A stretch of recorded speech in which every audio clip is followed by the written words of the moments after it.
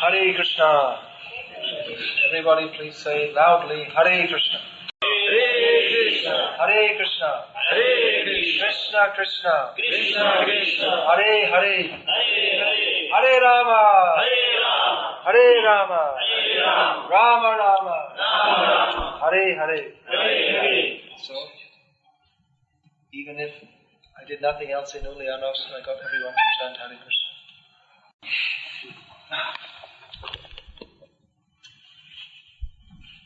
Godru madhame bhajananukule mathura shinandi shamatule. Bhaktivinoda Thakur is describing his devotional service at Godrum. That we were talking about that yesterday. Swananda Shukhada Kunj.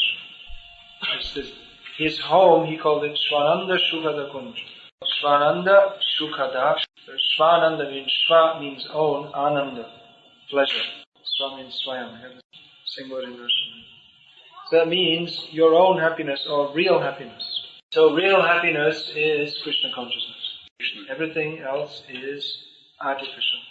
And Shukhada means that which gives happiness.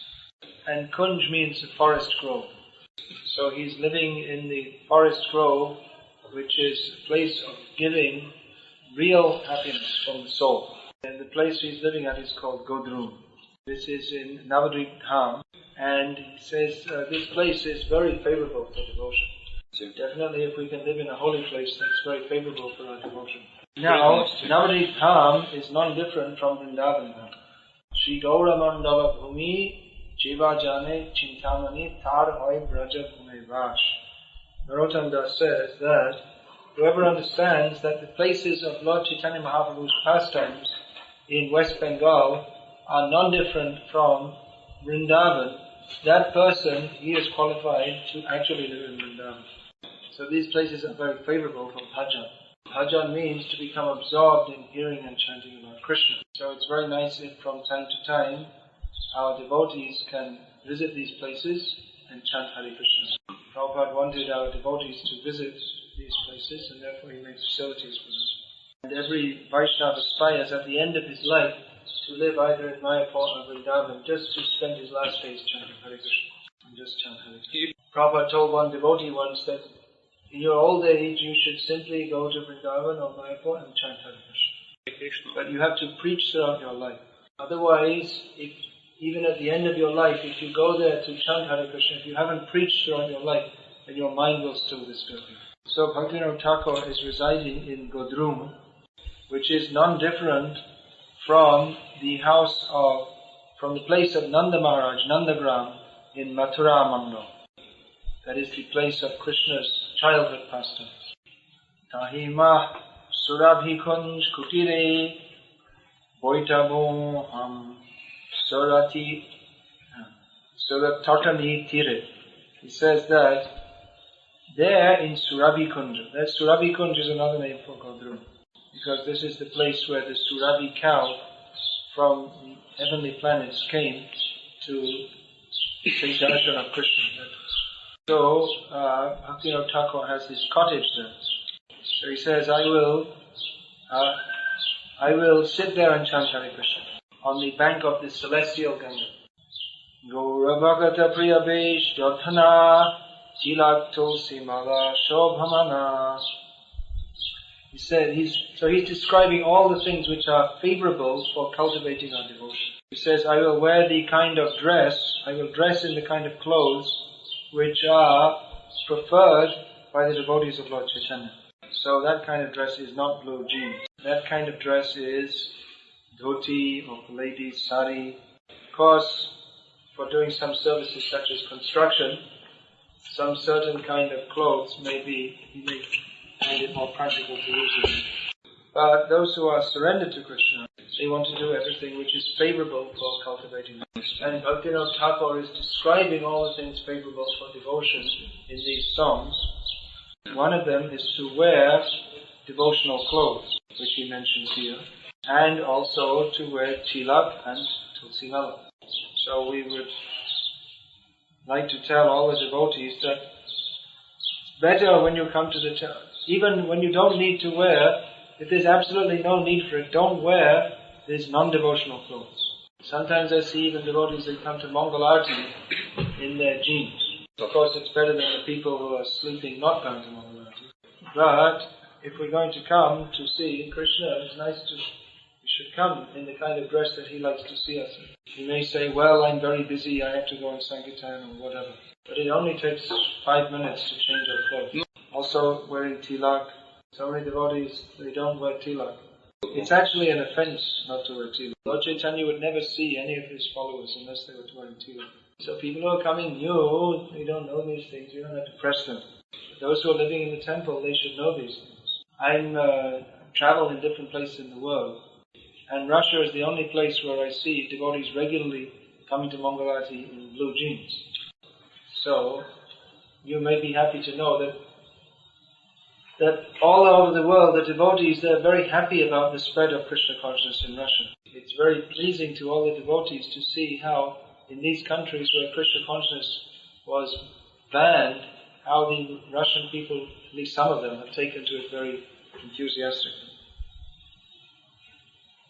It's very pleasing that in countries where this movement was banned, that so many people are now taking to Krishna consciousness enthusiastically. So you have to keep up the reputation. You have to come up to the proper standard. Very simple, basic things. Wear tilak, wear your devotional clothes, look like a Vaishnava, feel like a Vaishnava, be a Vaishnava. Tilak, tulsi, mala, shobha. This means that tilak and tulsi mala, they actually make devotee look very beautiful and auspicious. Champak, bakul, kadamba, tamal, ropata, niramibo, kunja vishal. He says that he's going to plant different trees in his forest bower. See, he has a little cottage with a little open space surrounded by trees and jungle like this. So these are different trees which are very pleasing to Krishna. Champak gives beautiful flowers which are very pleasing to Krishna. Very beautiful fragrance. And bakul is also very pleasing to Krishna. It's also called parijat. You see in Krishna book how Satyabhama, she got the parijata tree. She got Krishna to go to the heavenly planets for that. So kadamba, that's also very pleasing to Krishna. Round flowers, maybe you've seen. And tamal, that is especially pleasing to Srimati Radharani, because that tree is very black color, just the same color as Krishna. So Bhaktivinoda Thakur is proposing to plant all these trees and make a beautiful forest flower. Madhavi malati uthabun thahe chaya mandap karabun tomhi mahe. He says that around there are trees, these are flower trees, and there are also some flowers which grow on creepers. Madhavi and Malati, these are flowers which grow on creepers. And they grow and they give nice flowers, and also by growing they spread a nice shade. So you can imagine very nice jungle grove, beautiful flowers giving a nice beautiful scent. Of course, in the tropical countries you find these kind of plants, they grow very quickly. There are many flowers with very good smell. Especially Bengal, the land is very fertile, and the culture is, the climate is so nice. There's so many nice flowers and vegetables and fruits they grow there. Ropabong tatra kusum bongarati juti jati mali viraji voshaji. So he's saying, I'll also put all different kinds of flowers in that, make a garden there with all different kinds of flowers. Forest of flowers. He's given the names. Kusham, Juti, Jati, Mali, these are all different flowers. Just like there's this one flower, this night blooming jasmine. At night, the smell is so beautiful. So Bhaktivinoda Thakur is not desiring to plant all these trees for sense gratification, but to make a favorable atmosphere for chanting Hare Krishna. Especially because that place, that is Chaitanya Mahaprabhu's dham, his holy place. So if you make a garden there, or if you do any service there, that is service to Krishna. Manche Bashavum Tulasi Maharani. He says, he's talking about Tulsi Mancha.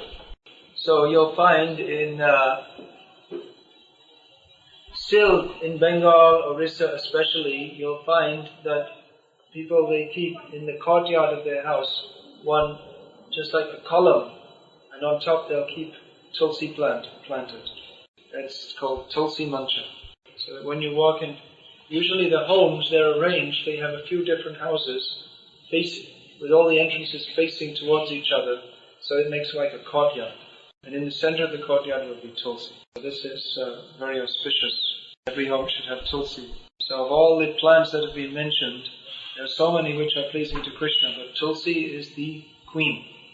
Tulsi is the most pleasing to Krishna. Therefore she is called Tulsi Maharani. Kirtan Shadja Tani Rakhavani. He says, and to this residence I will bring all the instruments for kirtan. That specifically means mridanga and kartals. In Chaitanya Mahaprabhu's Sankirtan movement, mridanga and kartals are most important. Other instruments not very important. And even if there are no instruments, you can clap your hand and chant Hare Krishna. Because the most important thing is the chanting. It's not very important how expertly you can play different mridanga rhythms. If you can do, that is nice. But that is only an accompaniment to the kirtan. Sometimes devotees, you find they're so much absorbed in how they can play different rhythms. But simply by being an expert musician, we cannot attain love of God. Someone may be a brilliant, expert mridanga player, but have no devotion. And someone else, he may not be able to even to sing properly in tune. But his singing is accepted by Krishna because it is full of devotion. Still, if we can play in our kirtan, mridanga, kartals, that is also inspiring to the kirtan. Krishna likes that. Chaitanya Mahaprabhu's Sankirtan, the devotees, they would also have mridanga, kartals. So we should play them, but we should know that the most important thing is the chanting. Vaishnav Jana Shaha Gaumul Now says, with the devotees, I will chant the holy name of Krishna. So we see that Bhaktivinoda Thakur is desiring to make a very nice place for worshipping Krishna. But he's not thinking that I will make a very nice place and I will simply chant by myself and enjoy it by myself. He's thinking, let other devotees come. Let us all chant Hare Krishna. So, same thing, our movement, we're making so many centers all over the world with some nice facilities. But the idea is not so that we can simply live and chant Hare Krishna peacefully ourselves. But we should invite others also. That will please Krishna more than anything else. There may be nice flowers and a nice arrangement and so many different nice things. But if there are no nice devotees to chant Hare Krishna, then it's not very pleasing. And even if the facilities are not very nice, even if we have to live in a crowded, polluted city, if there are devotees chanting Hare Krishna with love and faith, that is the favorable place for developing our devotion. We see there are many rich materialists. They make some beautiful garden in their own home.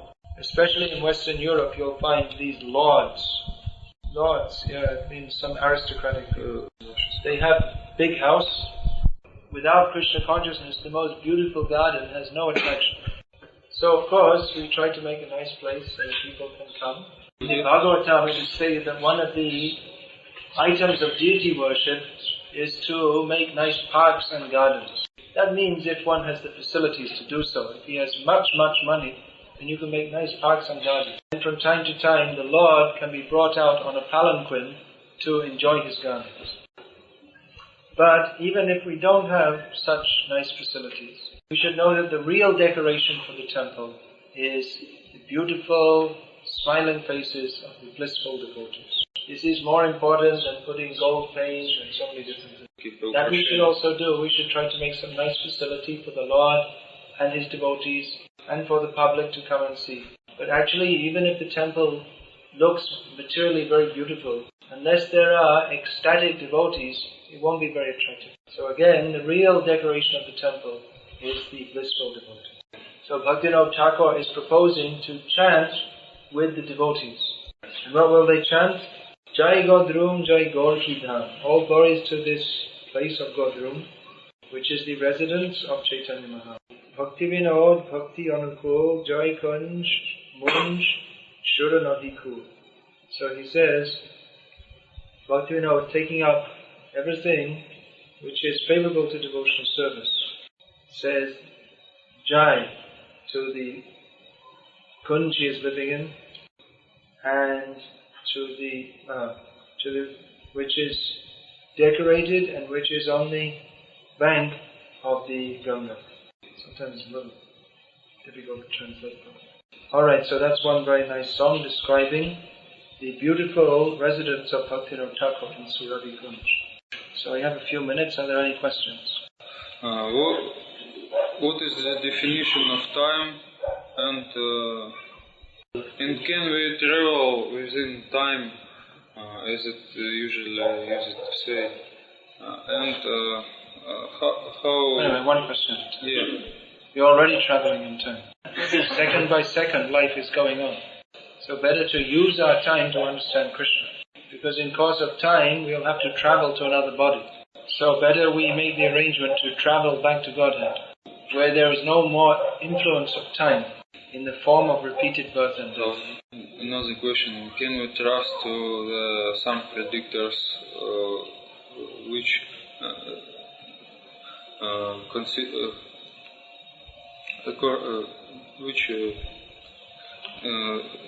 connected with future and so on? Well, even if these predictions are true, what difference does it make? I can give you a prediction which I guarantee is 100% true about your life. Do you want to hear it? I know something about you. You're going to die. So you better get ready for it. You better get ready for that.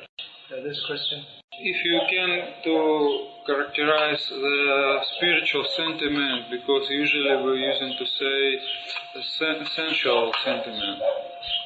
Sensual means mundane sentiment. Yeah, but difference between mundane sentiment and spiritual sentiment.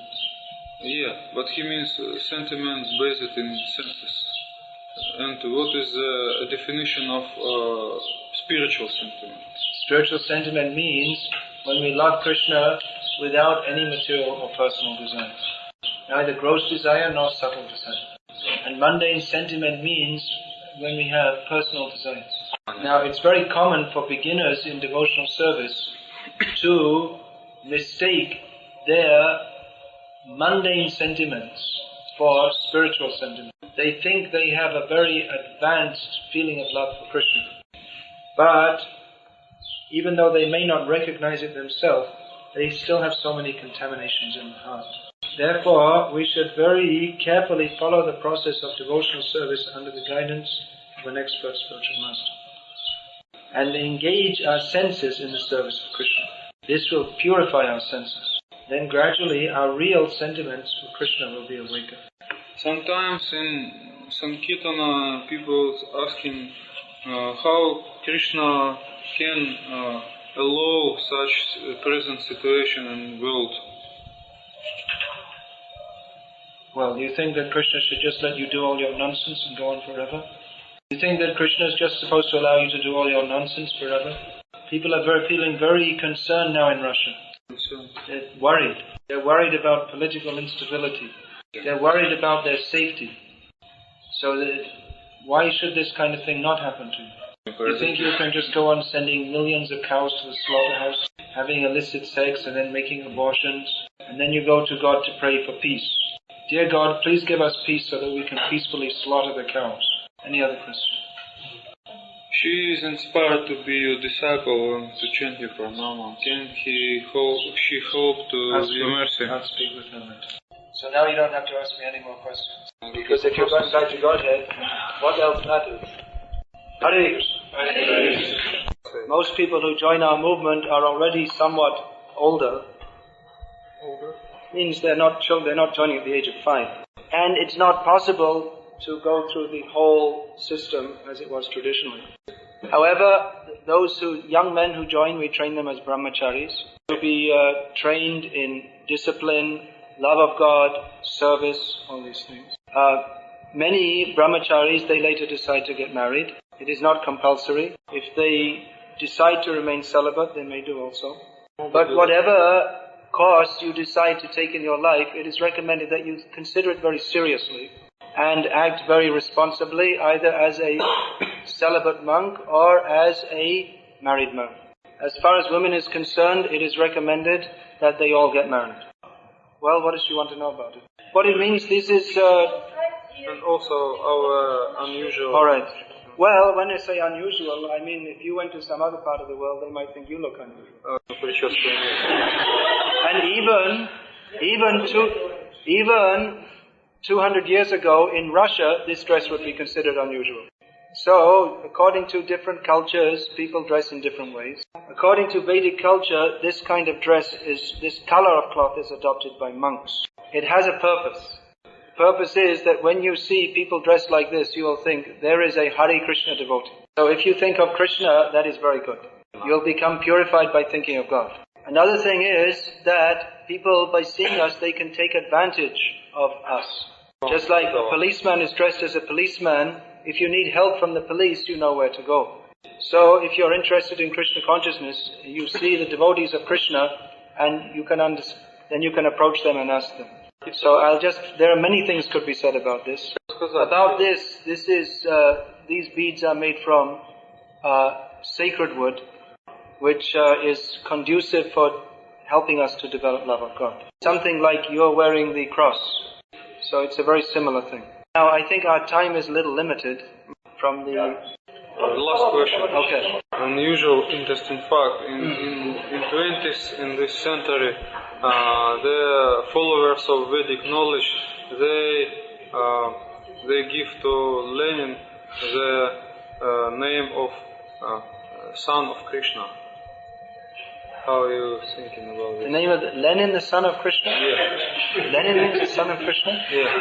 They were thinking about it. They called him son of Krishna.